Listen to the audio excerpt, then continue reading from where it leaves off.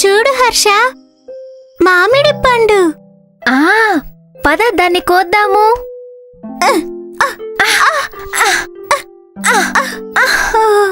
ఒక ఐడియా వచ్చింది. నిదానంగా. అందింది. నాకు మామిడి పండు అందింది. ఇవ్వు, మామిడి పండు నాకు ఇవ్వు. లేదు, నేను నీకెందుకివ్వాలి?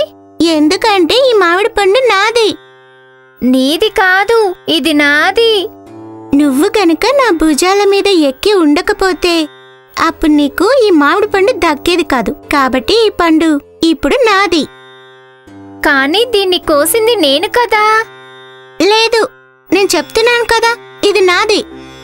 నాది. నాది. ఇది నాది కాదు, నాది. మీరిద్దరూ మళ్ళీ కొట్టుకుంటున్నారా? హర్ష నా మీద ఎక్కి మామిడి పండు కోశాడు. మరిది నాదే అవుతుంది కదా.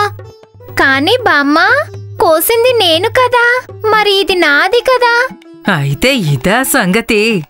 సరే, మీకు ఒక కథ చెప్తాను, వినండి. అప్పుడు మీరే నిర్ణయించుకోండి ఇది ఎవరి మామిడి పండు. ఎన్నో ఏళ్ల క్రితం ఒక అడవి గుండా ఒక గుడ్డివాడు నడుస్తూ ఉన్నాడు. అతను అక్కడా ఇక్కడా దెబ్బలు తగిలించుకుంటూ వెళుతున్నాడు.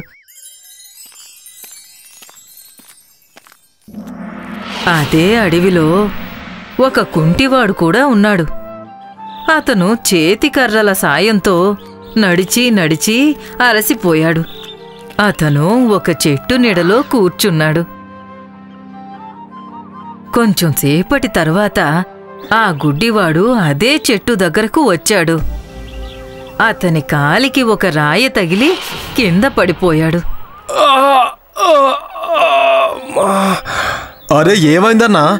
మీకేం దెబ్బ తగలేదు కదా? బాగానే ఉన్నాను. నాకు ఇవన్నీ అలవాటైపోయాయిలే.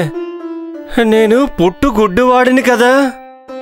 నేను కూడా నీలాంటి వాణ్ణే సోదరా. నువ్వు కూడా గుడ్డివాడివేనా? లేదు లేదు, నేను ఒక కుంటివాడిని. నేను నడవలేను. అయ్యోయ్యో, పైవాడు మనిద్దరికీ పెద్ద లోపాలనే ఇచ్చాడు. ఇంతకీ అన్నా, నువ్వు ఎక్కడికి వెళ్తున్నావు? ఇక్కడికే, పక్క ఊరుకి.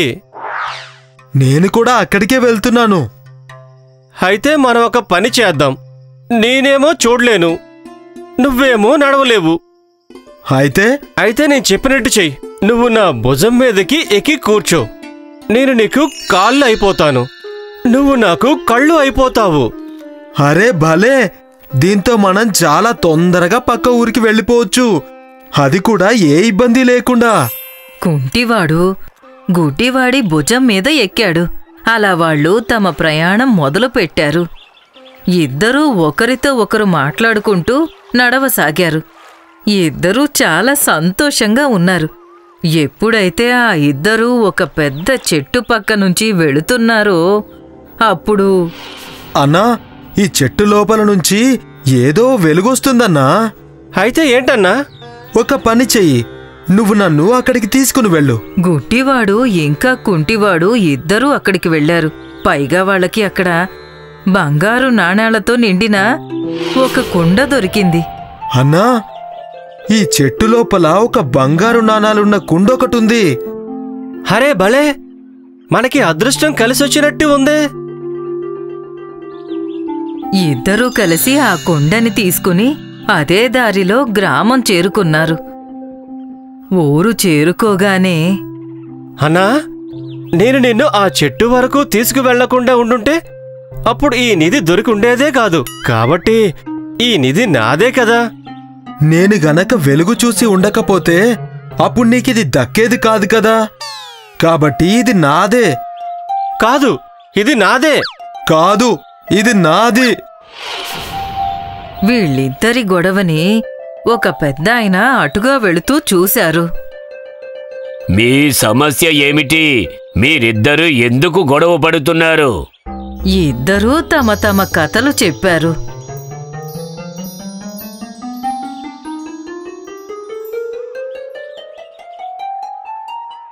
అరే, ఇందులో గొడవ పడాల్సిన అవసరం ఏముంది? మీరు గనక నిధి చూసి ఉండకపోతే ఈయన మిమ్మల్ని నిధి వరకు తీసుకెళ్లి ఉండేవారే కాదు కదా. మీరిద్దరూ ఒకరికొకరు సాయం చేసుకోపోతే ఈ నిధి దక్కించుకుని ఉండేవాళ్లు కాదు. కాబట్టి ఈ నిధి మీ ఇద్దరికీ సరిసమానంగా దక్కే తీరాలి. మీరిద్దరూ దీన్ని సమానంగా పంచుకోండి. గుడ్డివాడు ఇంకా కుంటివాడు ఇద్దరూ నిధిని సరిసమానంగా పంచుకున్నారు. వాళ్ళిద్దరూ అప్పట్నుంచి కలిసిమెలిసి సంతోషంగా ఉన్నారు. మరి ఈ కథ నుంచి మీరు ఏం నేర్చుకున్నారు?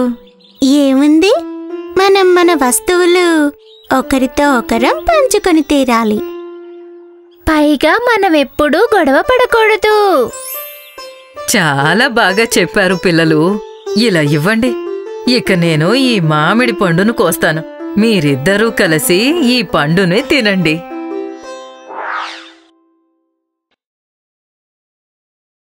హాయ్, నేనే షైనీ. మీరు నన్ను ఇలానే చూడాలనుకుంటే ఈ వీడియోని తప్పకుండా షేర్ చేయండి. ఈ ఛానల్ని కూడా సబ్స్క్రైబ్ చేయటం మర్చిపోకండి.